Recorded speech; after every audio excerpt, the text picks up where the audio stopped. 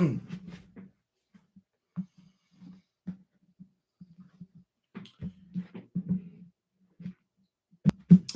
right. Good morning, everybody. Thanks for joining me. We'll go ahead and get started here. If you got your questions, go ahead and post them.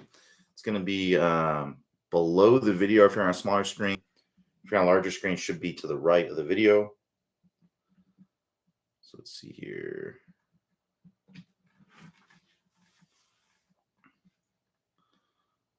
All right. So Jim S says, having problems keeping dust off my grips.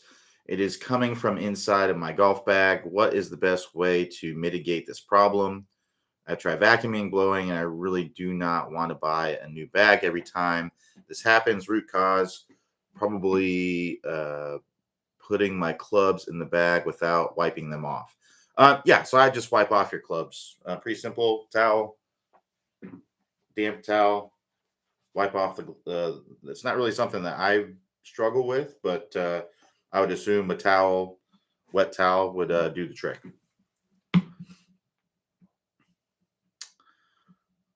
So Robert K says, more feedback on new shallowing and natural positioning moves. Some of the best shots and drives I've ever hit, but on drives, 3 of 14 were unusual misses, solid and straight, but 25-degree pushes in the adjacent fairways. Confess I was maybe going for a bit extra on those, but any guide to making sure to close the club face on hardest swings?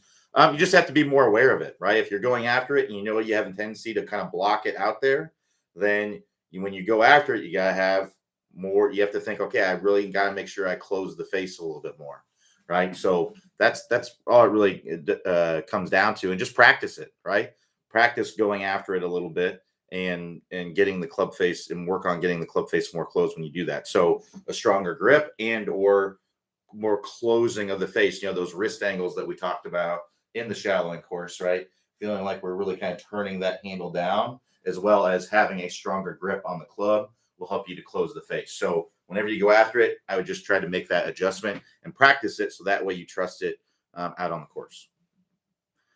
All right, so Larry says, I was told that if you wanted to work the ball, you should not consider forgiving irons, such as the Titleist T300 or any forgiving irons. If you want to work the ball, you need irons that are closer to blades. By working the ball, I'm referring to stopping, checking, or backspinning the ball on the greens.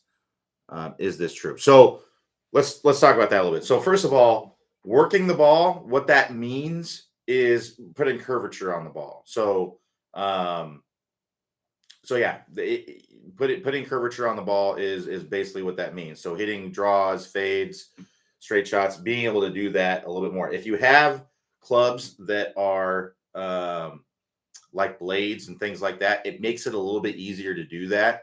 But you can still work the ball with more forgiving irons. It's just they'll tend to put less spin on the ball, which will make it a little bit harder to do that. So you can still work the ball though. So I generally think that most people should not be hitting blades. In fact, a lot of tour players don't hit blades, right? So most people who are hitting blades really shouldn't be hitting them. They'll be better off with a more forgiving club. I have the what are they? The Ping I200 or something. Very, very forgiving irons, and I can still work the ball. So if you've ever hit a big slice or a big hook or anything like that with forgiving clubs, right? You trust me, you can work the ball with those clubs. Now, as far as stopping and checking, backspinning and things like that, that's going to come down to the actual ball that you're using.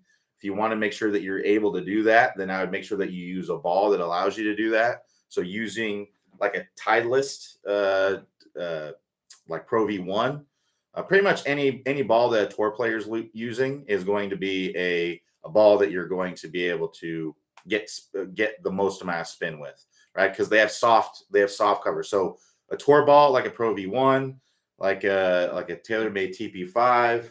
I can't remember what ball Tiger uses or Bryson uses, but it's the Bridgestone one. There's lots of them out there. Pretty much every every golf ball manufacturer, for the most part, has some sort of tour level type ball. Now they do tend to be a little bit expensive. They tend to be more on like the $50 a dozen side, but there are some balls out there like the Snell MTB. All right, so this is a Snell MTB Black. The my tour ball is what they're called. These ones are direct to consumer, so they can have lower prices, and they also don't pay any tour players to use them, which is why no tour players use them.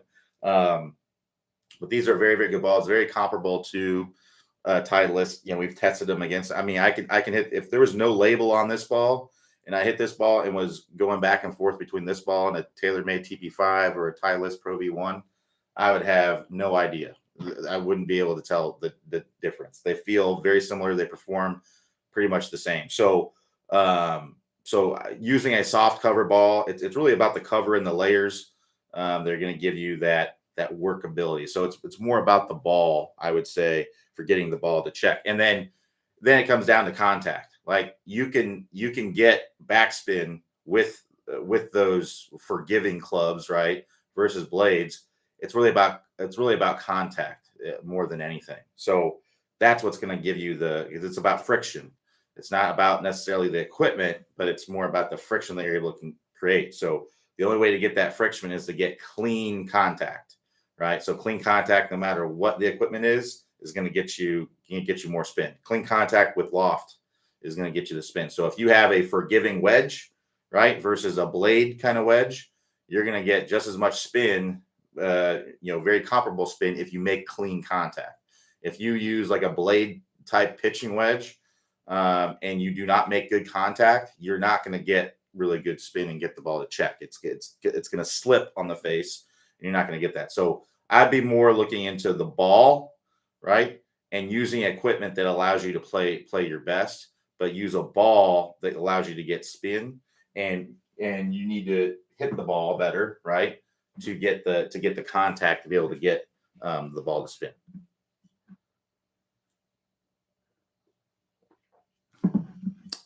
All right, so Ray S says, I've gone through the compression line section twice, but still have a problem with my left knee leading by 2 or 3 inches compared to Clay's CL photo. What drills could help fix this power leak?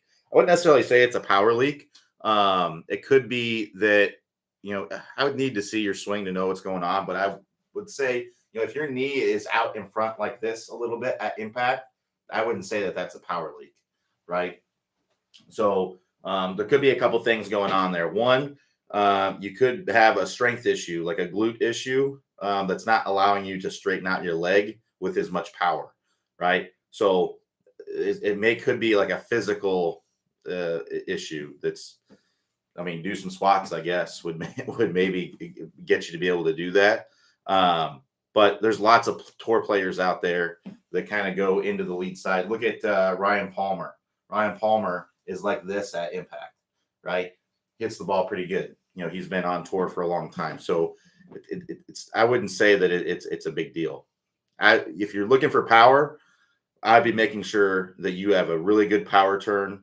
I'd be making sure that you're turning your body as much as you can away from the ball, that you're getting higher hands. I'd make sure that you're using the ground, right, as good as you can. I know that you're not pushing out of the ground as much as you want to from what it sounds like, but I just make sure that you're doing the sumo step drill to really feel that as much as you can. And the more you do it, the better it's going to get, most likely. So that's what I would recommend doing. So Willis says, should left arm be relatively straight on every shot, including pitch and in chip shots? Yeah, for the most part, it's not going to break down. So with anything in the golf swing, if you bend your arm some, it's completely fine. It's just like if it's completely excessive, right, where you can get into trouble. So if you're going up to the top and you're really bending a lot like this, that can lead to some issues. So, but if we have some bend in the arm at the top and some at impact, generally that's going to be fine. A lot of great players have some bend in their arm. Look at Jordan Spieth. Look at Lee Westwood. Look at Angel Cabrera.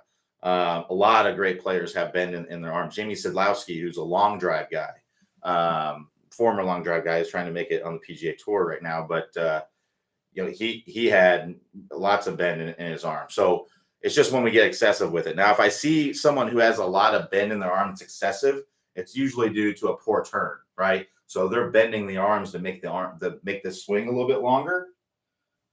Right, so they're stopping their turn, and then to get the club, because if I just go right here and I stop my turn and I keep my lead arm dead straight, that's about as long as my swing can get. Right. So what people will do is they'll get here and then they'll bend their arms to get the swing longer.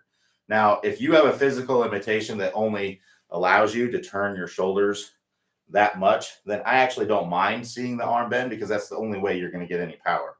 But I'll be honest with you, I've never worked with anyone who cannot turn their shoulders to at least 90 degrees, with some adjustments. So that may be, typically it comes from freeing up the hips a little bit more. So letting the feet flare out, letting this trail leg straighten out as we go up to the top, letting this lead knee kick in, letting this heel come off the ground, and getting those hips to turn. Once we can do that, most people can turn their shoulders plenty, and then be able to get those arms out away from them a little bit longer. But even here, I don't mind that a little bit. It's fine. It's just when we get excessive with it, when it can lead to issues. But that being said, with short chip shots, we don't want to be doing that very much, right? We want to keep the arms pretty long and use the body a little bit more on those shots. So, for most shots, the arms are going to be relatively straight. All right, keep the questions coming. We got 45 minutes or so keep them coming. So Martin R says, what's the difference in direction effect between club face open or closed versus club path? I'm confused by Clay's 20-minute shallowing fix. Let me read that again. What's the difference in direction effect between club face open or closed versus club path? All right, so let's define a couple terms. So when we talk about the club face, that's the direction this face is pointing at impact, right? So open face, right? That's pointed to the right. Closed face for a right-handed golfer be to the left, all right? Now, path is the direction the club head is moving through impact, the right to left direction, right? Up and down direction, that would be angle of attack, right? So hitting down or hitting up on the ball, that'd be angle of attack. But right to left direction, right, that is club path, right? And then you have the face to path, which is the relationship of the club face to the path, right? So the ball is going to start mostly in the direction of this club face. Let me repeat that. The ball is going to start mostly in the direction of the club face. So for simplicity's sake, let's just say that the ball starts 100% in the direction of the club face. It's pretty close to that. It's 80, 85% depending on the club, but it's going to start, for simplicity, let's say that it starts 100% in the direction of the club face. And then it's going to curve away from the club path, right? So the ball's going to start in the direction of the club face and then curve away from the club path. So if I swing and my face is square at impact, right? But my path is to the right. That means that my ball is going to start straight and then it's going to curve to the left, right? Because my path was to the right. It's going to curve to the left, right? Because my face was closed to the path, right? Now, the bigger the difference you have between your face and your path, the more curvature you're going to have, right? So if I swing and my face is square, meaning I'm 0 degrees with my club face at impact, it's square to the target, but my path is 10 degrees into out, it's 10 degrees to the right, there's going to be a fair amount of curvature there. There's going to be 10-degree difference. My face to path is 10 degrees to the left, right? Now imagine that my face is square again, but my path is now 4 degrees to the right. Well, my face to path is now 4 degrees. Well, it's still going to curve to the left, but it's not going to curve as much as it did when it was 10-degree difference, right? So the ball's going to start in the direction of the club face and then curve away from the club path, right? If my face, let's say that my face was 0 degrees and my path was also 0 degrees. Well, there's no difference there, so there's not going to be any curvature, right? So the next piece of this is where it can get very complicated. If it was as simple as that, it would be great. But unfortunately, There is a caveat to this. All of what I just mentioned there is assuming you are hitting it dead center in the face, right? So if you don't hit it in the center of the face, then what's going to happen is the face is going to twist, right? So if I hit the ball on the toe, I hit the ball out here, my face is going to twist open, and that throws a wrench into everything. So when I hit the ball on the toe, the face twists open, and now my ball is going to start, for a right-handed golfer, it's going to start more to the right than it normally would, right? And then something else happens. It's going to tend to draw more than it normally would, or it's going to fade less than it normally would. So I know that's very confusing, but what we want to understand here is that when we hit the ball compresses on the face. It like smashes on the face. And the easiest way to think about this is that when it's smashed on the face, when it's pancaked on the face, when it's compressed, right, it's going to roll. You can think of it as it's going to roll toward the center of the face, right? So if I hit it here and it's compressed on the face and that face is opening, it's kind of rolling toward the center of the face. And what that does is that puts right hand spin on it. It puts draw spin on it, right? Remember what I said. It's going to draw more than it normally would or fade less than it normally would. So if I hit the ball with a slice swing and I hit the ball off the toe, then that ball is going to start more to the right than it normally would, and it's just going to slice less than it normally would, right? It may turn it into a dead straight shot. Now, it won't go very far because when you hit the ball off the toe, when the face twists open, it's not transferring as much energy into the golf ball, right? If I hit it dead in the center of the face, it's gonna transfer more energy into that golf ball, and it's gonna come down to just face and path, right? So the ball is going to start mostly in the direction of the club face, and then it's going to curve away from the path. The bigger the difference between the face and the path, the more curvature. The closer they are together, the less curvature, excuse me. And this is all assuming center face contact. If you hit the ball on the toe, the ball will start more to the right than it normally would, then tend to draw more or fade less. If you hit the ball off the heel, it's the opposite, right? The ball is going to start more to the left than it normally would, then tend to fade more or draw less, right? So I know it's difficult to grasp, and it does take some time, and also learn by doing. That's a big thing. So that's what I would recommend doing. So we actually have a course. There's two things I would recommend you doing if you really want to get a grasp on this. Number one would be to go to TrackMan University, which is a free online learning. So just do a Google search, TrackMan University. So TrackMan is the launch monitor that they use on the PGA Tour. I've used it some. It's a very good launch monitor. We use FlightScope. It's very similar to the same thing. We also use GC Quad, which is another launch monitor, but it just has a different technology in it. So not to get into the weeds a little bit, but FlightScope and TrackMan, they're radar based, which means they're kind of tracking the ball in the air, whereas GC Quad is photo based. So it means that they have these really high speed cameras that take a lot of pictures of the ball when you're hitting it, and then it figures out from there what the ball is going to do, right? So both are extremely accurate. With the high end ones are extremely even. I mean, the FlightScope, Mevo, and all that, they're very accurate too. They just don't give you as much data. So anyway, that's what I'd recommend doing. Check out TrackMan University. It has lots of videos with visuals kind of showing you a lot of the things that I talk about there, as well as all the other ball flight laws and things like that. So if you're a golf nerd and you want to learn about all of this stuff, then highly recommend TrackMan University. I've been through it several times just to but it's 100% free, and you get tests, and it's very, very good. So check that out. And then what I'd recommend doing to be able to apply it to your game, the most important pieces of it, because in TrackMan University, you're going to learn about a lot of the different variables. And really, in reality, there's really four that most people really need to concern themselves with. I take that back. I would say that there's five that you really need to concern yourself with. So one would be where you're striking on the face. Two would be the direction the club face is pointing. Three would be the path. 4 would be where you're hitting the ground. So that's not really a variable on TrackMan, but where you're hitting the ground in relation to the ball is probably one of the most important things in ball striking, especially for shots off the turf. Because if you don't hit the ball first, it does not matter what any of the other stuff is, because you're not going to hit a good shot, right? So ball first contact, and then I'd put speed on top of that, and then in a more advanced, if you're doing all of those really well, to get more advanced, I would say de-lofting the club.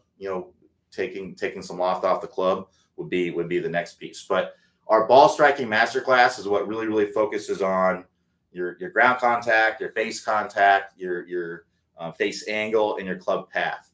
That's what we call the big 4, and it teaches you how to practice and to be able to apply all of those things. So we offer the ball striking masterclass once every month or two.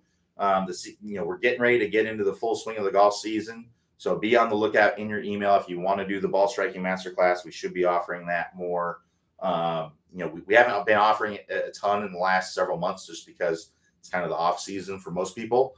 So there's just not as much demand for it, but there's going to be more demand for it coming up. So we are going to start ramping that. We just had an enrollment. So, this is an online course, by the way. It's not something you have to come to. It is a 100% online course. We give you the videos and you go out and you apply it. So it's not something that we include with the membership because there's just so much work that went into it. And it also includes access to a Facebook group where you can post videos of your swing and ask me questions, particularly on the ball striking masterclass. You can ask your questions here as well, but that's basically what that's all about. So I know we kind of got off on a tangent there, and I did that because we didn't have very many questions, and now we do. But hopefully that answer your question there. So what I would be looking at, if you're looking at your ball flight, what it comes down to is where you're striking it on the face, and then your face and path relationship, right? So if you're not hitting it in the direction that you want to, I would first check where you're striking it on the face, right? If you're not striking it in the center of the face, then you need to make an adjustment to hit it in the center of the face. Most people are going to have some sort of tendency there, right? Meaning they're going to hit, most of their shots kind of in the center to toe area, or most of their shots in the, center to heel area. And if that's the case, then you just need to exaggerate the opposite, right? So let's say you're hitting the ball in the toe a lot. You need to exaggerate. All you're doing is changing your feel to hitting it in the center, to hitting it in the heel. It's not the reality of what's likely going to happen. Because this is what you want to think about. If you are trying to hit the ball in the center of the face, but the reality is that you're hitting it in the toe a lot, then you need to feel and really commit to trying to hit the ball off the heel to get the ball in the center of the face. And then if you actually start hitting the ball in the heel, then you're essentially calibrated at that point, and you can start to relax that a little bit to get it to be more in the center of the face. That's what golf is. Golf is a game of adjusting your feel to get the desired result that you want. That's really what it is in simple terms. So that's what you need to do. Get the ball in the center of the face. So that way, once the ball's in the center of the face, then you can boil it down to face and path, right? You can boil it down to, okay, now that I have the strike in the center, now I know the direction the ball is going is entirely dictated by the face angle and the club path. And then I can make adjustments from there because I know the ball is going to start in the direction of my face angle and it's going to curve away from the path. So if my ball is a block out to the right, I'm just hitting pushes out to the right. Well, I know that my face is open to my target and that my path is in the same direction, right? So my face and my path are pretty well lined up. So what I need to do is I need to feel like I'm swinging more to the left to get it straightened out, right? So that's what it comes down to. Now, I know that's a lot. So if that's difficult for you to do, I'd recommend doing an online lesson with one of our instructors, and or doing an in-person lesson. Maybe doing an in-person lesson with an instructor near you, coming here, doing an in-person lesson with Robin, whatever it might be. But yeah, that's what I recommend doing.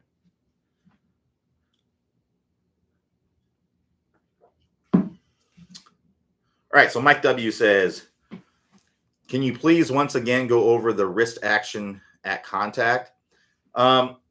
Here's the thing. There's no one wrist action. So if there was, it would make things really simple, but there's not one wrist action. If you're someone who has the face very open as you're coming down, then you're going to need to do something to get it closed. If you're someone who has the face very closed, then you're going to have a lot less wrist action. You need to get your hands more ahead at impact. So functional wrist action really just comes down to how the club is coming down. So there's not one wrist action that I'm going to be able to tell you that's going to fix all your problems. So what it comes down to is if the face is very open, if you're looking at yourself on video and you're seeing this face is very open, right, then you're going to need to do something to get that face closed up, right? So you're going to tend to early release and flip and roll the hands over hard, right? If you're someone who has this face very, very closed coming down, then you're going to need to do something to actually get that, to keep that face from being too close at impact. So it's generally going to involve getting the hands way more forward at impact, right? And then if you have this face more in a neutral position, right, where it's kind of matching your back angle. So if you look here, that's kind of matching my back angle as I'm coming down. Then I'm going to have some combination of getting my hands forward and having a little bit of rolling of the wrist through impact. So there's not just one thing that can be functional. So I wish I could just tell you, hey, this is the wrist action that needs to happen. And even if I could, things are happening too fast at impact for you to even be able to think about what those wrist angles are happening. Like you need to be having the wrist in position as you're starting down, because after a certain point in the downswing, things are moving way too fast. You're not going to be able to think about what your wrists are doing. They're just going to do what they do. So Larry says, a follow-up on Willis' question, doesn't bent arms at impact lead to chicken wings? So keep in mind, a chicken wing, right, at impact isn't necessarily a bad thing. Look at those players that I just talked about, right? Brooks Koepka, I don't think I mentioned him, but Brooks Koepka is a player that has a bent arm at impact. Lee Westwood, Jordan Spieth, right? Angel Cabrera, Jamie Sadlowski. I'm listing a lot of players here that have bent arms at impact, that have a chicken wing, right, at impact. So not all chicken wings are bad, right? Because someone looks like this, that doesn't mean that they're bad. So as long as you are doing the Tospy Golf system, the chicken wing is of no issue to me. Now, typically, when people have the bad chicken wing, they're early releasing the club, right? They're coming into impact and they're like this, right? They're early releasing and they're coming like that. And the reason why that chicken wing is happening is because we're stalling our hips and we're keeping our hips square, right? We're not letting ourselves rotate through, because that's what causes the bad chicken wing, is the stalling of the body and no rotation of the body. So basically just the arms being thrown in front of the body, right? So you see here, I'm keeping my hips square and I'm basically people are just trying to, a lot of times this happens when I see people trying to return the club to the same place at impact, which is not a bad thought process, but we have to I don't mind people trying to do that, but we have to keep it going. Once we get the impact, we got to keep going. So it's people are trying to get their body to the impact position or to the address position, but then they're just trying to leave their body there, right? Get it to the impact position, but keep going, right? Keep on going. Let everything come through, and that's going to allow you to extend everything out. But if I stop my body and stop my chest, that's where that comes from. When those players like Brooks Koepka, Jordan Spieth, those players that have the bent arm, they have the bent arm because they're kind of pulling this club through, but they're rotating everything through with it. So I don't mind having a bent arm, a chicken wing. It's just that it's the bad chicken wings are coming from the stalling of the body. That's really the issue. The chicken wing isn't the issue. It's being caused by the actual issue, which is the stalling of the body leading to the early release. So what I would say is if you're nailing the top speed golf system and you have a chicken wing, I'm 100% okay with it. But if you're stalling the body, early releasing, and that's leading to the chicken wing, then we need to work on getting the body to rotate through. We need to work on the power turn through the swing. and we need to work on the release, getting the club to release out in front by keeping the body rotating.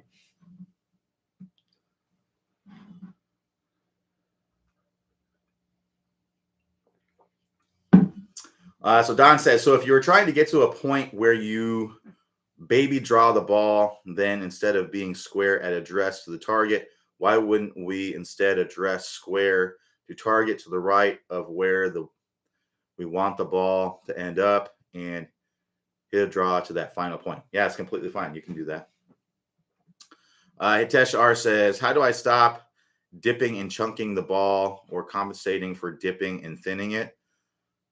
So how do I maintain a constant spine angle and get a strike past the ball? Well, we have to shift our body, right? We have to shift our weight to our lead side. So we can't go up to the top, have this spine angle, and then stay on our back foot, right? We got to go up to the top, get to our lead side, and rotate the body. And now you can see I've got my spine angled away, but I've rotated my body, right, to allow me to get that strike in front. So we got to shift our weight to our lead side. So what I'd recommend doing is I would recommend doing our work along video. We have an awesome work along video for ground contact. That's what I'd recommend doing. I'll link it here. It's like a 30-minute video where basically Clay you work along with Clay, and you can do this at home. You can do this on the range. It's meant to be kind of indoors, but you can do it in either place. I do recommend doing it. Here we go. I do recommend doing it with a ball for sure, because you're going to get more out of it, but you can definitely do it indoors.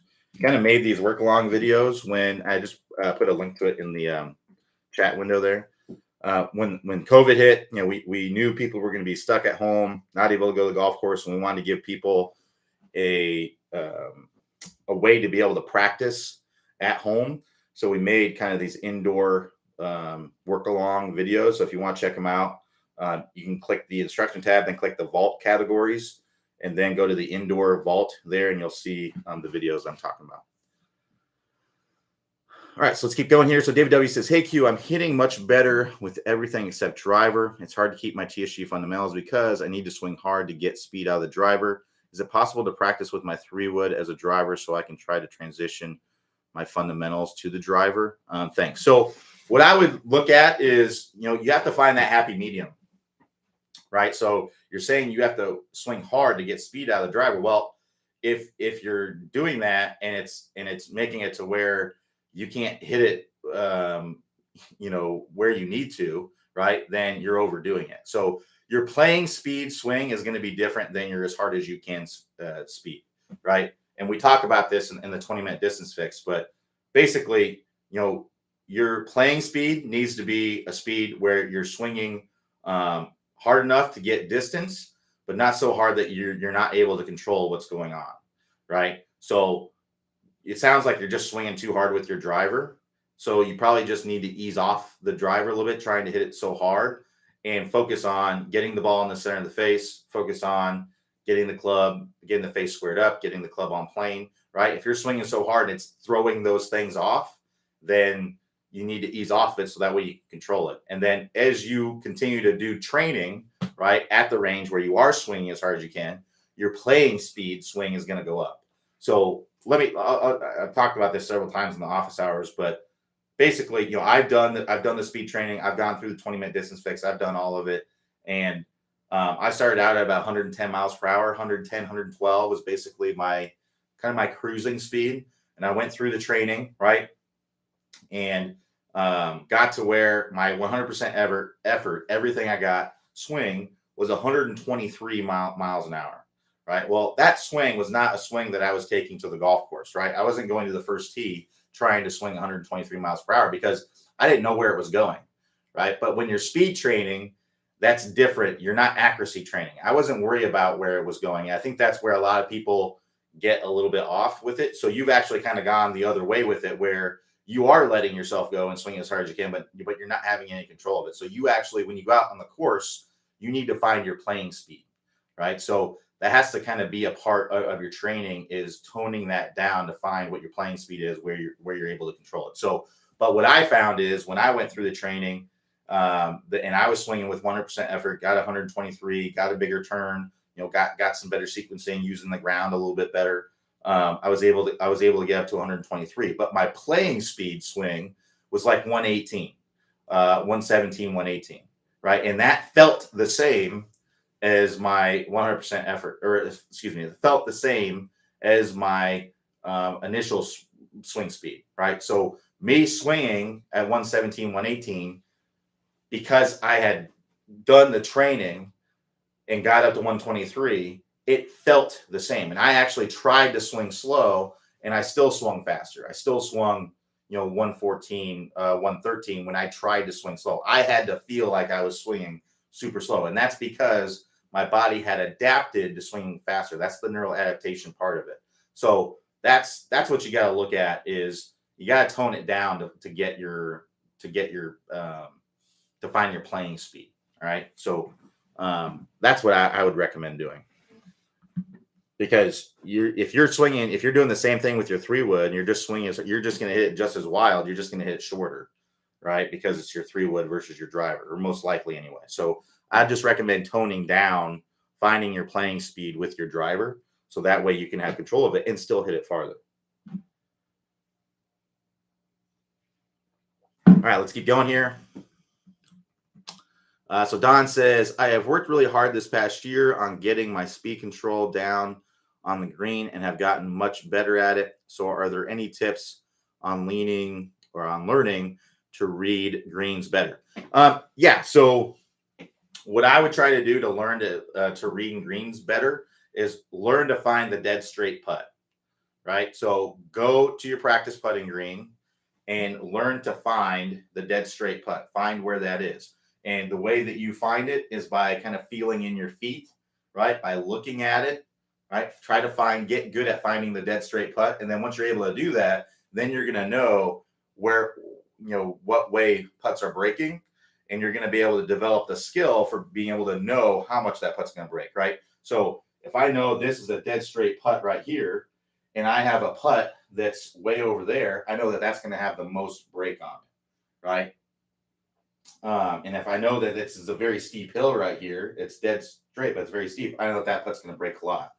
And if I have a putt that's a little bit over here, I know that one's going to break a little bit less than the one that's over there, because it's not as much on the side hill, right? So find the dead straight putt, learn to feel it, and be able to feel it in your feet, right? And that's what it comes down to. And also, you're going to get better at,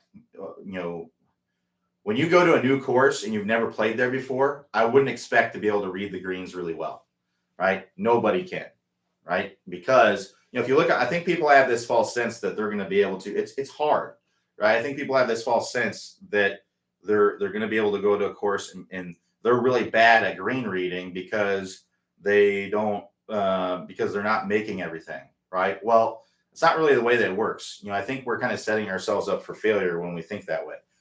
And the reason is that we look at tour players and we see them draining everything. Well, first of all, when you look at tour players on TV, they're showing you the guys that are making putts. People want to see people making putts. You're going to see the guys that are in contention missing some putts, and then the guys that are out of contention that they show, they're making putts, right? It's like, well, somebody would like to see somebody make this 40-footer, right? So I think people get this false sense that they're going to be making everything, right? So that's part of it. The other part of it is that tour players, they play practice rounds. They have green books, right? They know the topography of the green, so they know where the breaks are, and they've also trained themselves to feel in their feet, and they do this all the time. So I think people just have this false sense that they're going to be really, really good at reading greens. It's very, very difficult to do. So the more you play a course, the more you're going to know the greens, right? And you just got to learn to find the dead straight putt and learn to try to feel what that is in your feet, and just practice it a ton. Spend hours and hours and hours on the practice screens, just going to each hole and finding the dead straight putt, and then putting from lots of different angles to see imagine if you did that for 30 minutes a day for like a month, right? You get pretty dang good at reading putts. So that's what I would recommend doing. So Tom H says, how do you prevent a shot from going right when you open the face to add loft? Well, I mean, if you open the face, that's gonna make the ball go to the right. So if you add loft, you just need to play it to go to the right.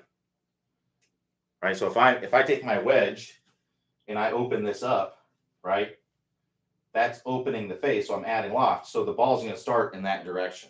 Now I can, to compensate for that, I can try to lower my hands a little bit. Because if you look here, if I put this on here, so you can see the face. So this would be a square face, right? So that's going dead straight. So if I open the face to add loft, now look at the direction. So that's going to start in that direction. But if I want to hit that straighter, right, then I have to lower the hands. And I actually have to come into impact with this. Now this is difficult to do. Most people are going to tend to get the hands higher when they come into impact.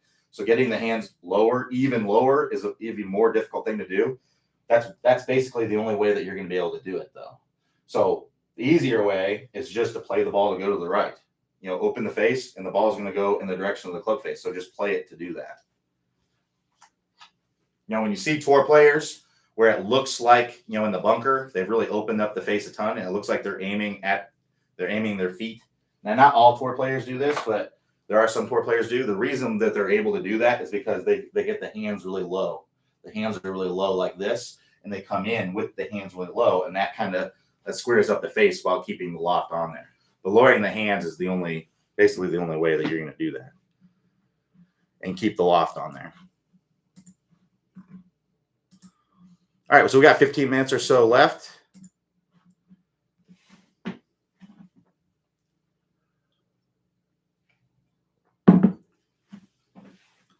We got any more questions?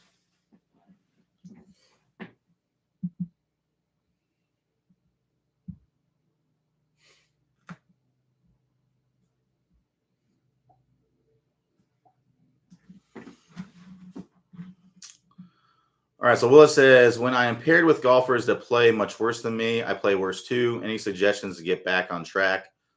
Or is this just a mental thing that it's up to me to get over?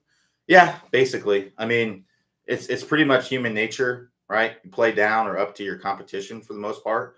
When I play with players that are better than me, I tend to play better. I play players that are worse, I tend to play worse because the rhythm and everything is different, right? So when you play with players that are worse, they're hitting more shots, right? They're taking longer, right? So it can kind of, and then you're seeing bad shots, right? So it's not uncommon to have guys that play together on Thursday and Friday in a PGA tournament that so you kind of just have to play your own game and try to block it out, but it's human nature.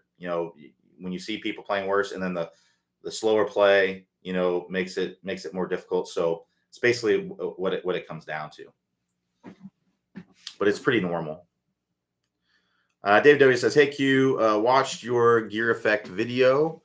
I got better distance on hybrids as well as hitting more on toe. I set up about halfway out to toe. I was probably hitting on heel. Should I play with setting up farther on toe to see what happens? Thanks. I don't generally recommend changing where you set up on the shot. Now, that is a way to do it, but it's generally short-lived. So what I like to do is I like to see players play the ball in the same place. So if you play the ball on the toe, that's where you're playing it before, and that's just always where you play it, it's fine. But if you think about it this way, let's say that I'm hitting the ball off the heel, and then I start playing the ball off the toe. Well, then I start hitting the ball off the heel again. Well, what do? Do I keep moving away from it? I mean, you can only, I mean, at some point you're going to end up like this, right? So you can't keep doing that. So what you need to do, or what I generally recommend players do, is I recommend that they play the ball in the same place they always do. If that's off the toe, then fine. But generally, for most people, that's going to be the center of the face. And you got to adjust your feel to get the desired result that you want, right? Because a lot of times people play the ball off the toe and they just do the same thing. It's not changing the issue, right? All you're doing is if we were robots, right? If we were robots and we can just make a little adjustment to our setup, then that'd be fine. Unfortunately, we're not, right? So the problem is, when you're hitting the ball off the heel, the sweet spot is moving too much toward the ball, right? So, the sweet spot's moving out toward the ball. That's not going to change if you just set up a little bit farther. You need to get the sweet spot not moving out toward the ball so much. So that's why I say set up the way you normally do, and then you have to try to hit the ball off the toe, and that will get the sweet spot not moving out away from you so much and get the ball more in the center of the face. That's what I recommend doing, because you're just going to keep having the same issue and keep having to move farther and farther away from it, and you just can't keep doing that, right? You're going to get to a point to where it's very, very detrimental. So I don't recommend just trying to step away from it farther. I recommend just trying to change your feel to get the desired result that you want. So if you're hitting the ball off the heel, set up the way you normally would and try to hit it off the toe. If you still hit it off the toe, then exaggerate it more. You may need to feel like you're coming in, set up as you normally would. You may need to feel like you're coming in and you're doing this, right? And if you're still having trouble doing that, what you can do is do an avoidance drill, right? So what that would be if you're hitting the ball off the heel, right? You could place something just outside your ball like this, and then you have to avoid hitting this, right? Everything we do in life is to seek comfort, right? We don't want to do things that are uncomfortable. Hitting that head cover and not hitting the ball would be uncomfortable, right? So your brain's going to tell you this is bad. So you're going to tend to bring that sweet spot more toward you, so that way you don't hit the head cover, right? So once you're able to do that, then move that away. And there's nothing magic about having it there, right? Other than your brain maybe saying, trying to seek comfort. But there's nothing magic about moving that. So it doesn't mean just because you remove it, you're going to be back to normal. You actually need to visualize that it's there. Visualize that head cover is still there, and then try again. The other thing you can do, which would be the opposite of avoidance, would be to place a tee on the inside of your ball. So place a tee on the ground or in the ground on the inside of your ball, right? Set up to the ball the way you normally would, and then actually try to hit the tee in the center of the face.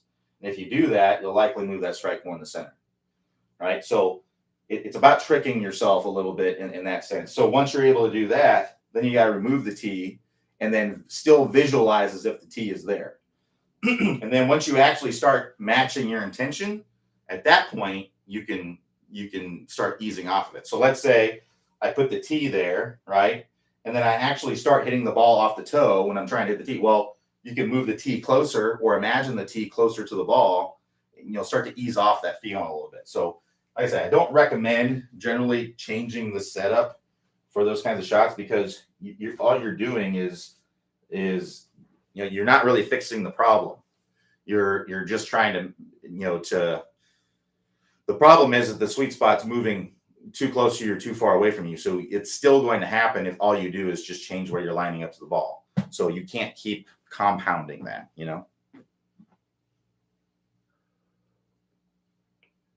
All right, so we got a question here from Chet M. Says, guys in my regular group are telling me I am lined up to the right. I just can't see it. I have tried aim sticks, but can't use them on the course. This is not the first time I have heard about my alignment. Hopefully there are 2 or 3 ways I can self-check my alignment. Is there a specific number video that will help with this? So first of all, I would only worry about this if you're not hitting the ball where you're trying to hit it, right? So if you're lining up to the right and then you're hitting everything to the right, okay, that's fine. But if you're lining up to the right and you're hitting everything where you want it, then who cares? You're lined up where you should be. So that would be the first thing I'd be thinking about. Now let's say that it is an issue, right? You're just aiming wrong, right? You're lining up to the right and that's where you're hitting it. If that is the case, then the only way to really train that is to practice with alignment sticks and checking your alignment periodically and hitting at different targets, right? So what I do is I would set up your alignment stick, set it up at a target, and hit several shots, right, at that, then remove the alignment stick and do the same thing, right? Then change the target, put the alignment stick down, go to aim where you want to aim it, hit some shots, remove the alignment stick, hit some shots, and get that same feeling. and you just got to keep doing that all the time. There isn't a way you can really. There is a way you can do it on the course, but if it's a competition, you're playing your buddies for a little bit of cash, right? They're probably not going to be letting you put the alignment stick on the ground. Now, if you want to go out on the course and put the alignment stick on the ground, it might be kind of slow down play. So you might get some people yelling at you, but if you're just playing to play for fun or whatever, that's completely fine. But if you're playing, you need to play by the rules, and you're paying everyone else you're playing with, like in a competition, is doing the same thing. Then it really you have to practice it on the range and then bring it out to the course. That's the only way you got to do it. You have to give yourself the awareness of doing it. But I'd only worry about that if you're not hitting it where you're trying to hit it. So it may be your buddy's just trying to get in your head a little bit too. So Don says, my play speed is about 88 miles per hour, and I have been told not to use Pro V1s that I find on the course because my slower swing speed will not compress the Pro V1. Therefore, they tell me I should use a softer ball. How true is this? It's not true at all. All the golf balls go about the same distance. All of them go about the same distance with the driver. But what you're going to get with the Pro V1 is you're going to get more spin on the shorter shots, right? Which generally more people are going to want, right? I think pretty much anyone, I don't really know anyone who wouldn't want to play, who wouldn't benefit from using a Pro V1. The only downside is that it's more expensive, right? It's $50 a dozen. That's basically people who lose a lot of golf balls and don't have the means to support that probably shouldn't be using Pro V1s. Maybe you should be using $20 a dozen golf balls. But if you have, pretty much everyone's going to be using, or the opposite would be, or not the opposite, but the other alternative would be to use a cheaper golf ball that has the same characteristics, like a Snell MTB Black, which is $30 some a dozen. It's still not super cheap, but a lot cheaper than Pro V1s and perform just as well. So saying you shouldn't use Pro V1s it's BS. There was actually a study that was done that they tested like all of the golf balls basically. This was, I think, 2018, something like that. I can't remember. I think it might have been Golf Digest or something like that. Let me actually, I think there's a video on the site, and I think it was probably going to be.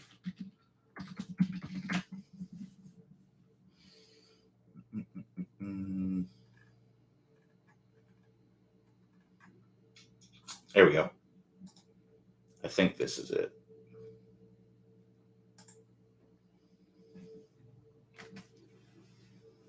Let me double check, make sure.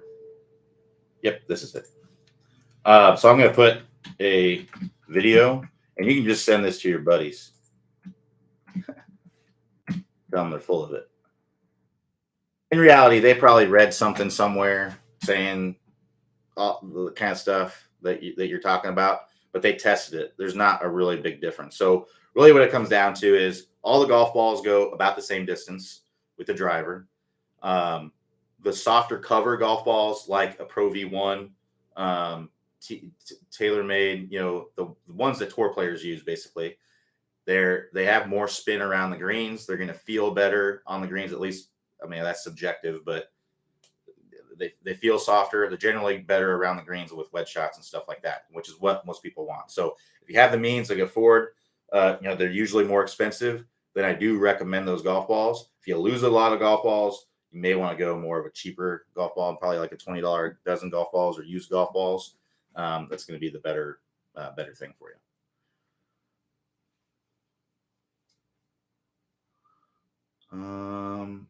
Let's see here. So David says, hey, Q, any advice on having the move being passive and unconscious, or does this need to be conscious even when mastered? So basically what you have to work through is the stages of learning. So there's 4 stages of learning. You have unconscious incompetence. So this is where, if we're talking about the move, this is where you don't even know what the move is. You're not even aware of it at all, and you're not doing it, right? And then you move into stage 2, which is conscious incompetence. This is where, you see what the move is, or you see what the shallowing course is, and now you're aware of it, but you're not able to do it, right?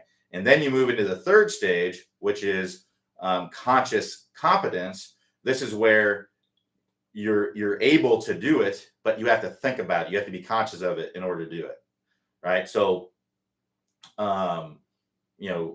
basically the moment you stop thinking about it is the moment you go back to what you did before.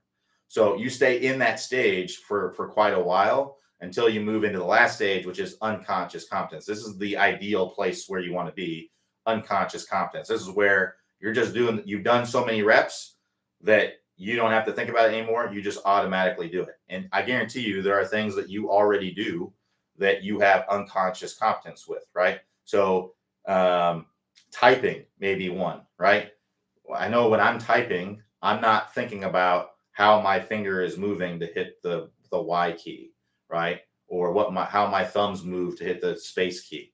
I do it unconsciously, and I type unconsciously. I type the words. I'm not thinking about every little stroke and how it works, right? And that's because I trained it. I've typed probably 1 million, words or whatever to get to that point. So it's no different in the golf swing. So basically, you're gonna have to be conscious of it. I wouldn't say you've mastered it until you do it unconsciously. So you can't really you don't have to, if you've mastered it, then you don't have to do it consciously, essentially. But you have to get to that unconscious competence stage in order to do that. And that takes lots of reps. It's just like the top speed golf system, why we tell you to do thousands of reps. It's not because, hey, we want to keep you busy, it's because that's what it takes to move into the mastery part of it, right? Where it's unconscious. People who play musical instruments, right? They have unconscious competence, right? With what they're doing. They don't have to think about how they're doing everything. They just think it and they do it, right? So that's what it comes down to. Riding a bike. Most people have skills that they've learned that they have unconscious competence with. So Don says, thanks for dispelling that myth about the golf balls. No problem. Yeah, check out that video I posted in the chat about the golf balls. Sure, a lot of people will open their eyes to it. Hey, we just, I'm open to anything. If it was true about if it really made a big difference, the compression of the ball, it does make a small difference, but it's nothing to get a fuss about, to be honest. All the golf balls go about the same distance. We're talking a couple yards difference. It's hardly anything. You're not even going to notice it. Tom N says the Snell ball is owned by the guy who has patents on the Pro V1 and TP5. I didn't know he had patent on the TP5. I know he was a part of the design of the original Pro V1 ball, which basically changed the golf ball industry. And then my understanding, if you go to their websites, I believe it's snellgolf.com. He talks about kind of basically from my understanding is that he didn't really like the direction they were going with the Pro V1, and he decided to basically quit and then start his own golf ball company. And that's what he does. And their golf balls, we've tested them. They're just as good as any other ones. They go just as far, if not farther. They feel good. If you took the label off of a Snell and a Pro V1, a TP5, or any of those, and you hit them, I really wouldn't be able to tell the difference, really. Not that I have an amazing feel. Now, a tour player who, Tiger, you can probably tell the difference. But I know I definitely can't. They perform very, very similarly, and they're a lot cheaper. And it's mainly because they don't sell them in stores. They are direct to consumer from their website. I believe you can get them on Amazon, but that's based the same thing, direct to consumer from their website. And they do not pay any tour players to use their golf balls. So that's basically what you're paying for. When you're paying extra for Pro V1s, you're paying for all of the marketing and all of the people that they pay to use the golf ball, right? And it works for them, right? They're making a ton of money doing that because of that. And I'm sure Snell's doing all right too, but you're getting a little bit of a break because you're not paying for all the marketing that they're not doing. Right. So thanks everybody for joining me. We'll be back here Monday. Monday is 5 p.m. Eastern time. Everybody have a good rest of your day, and I will talk to you next time.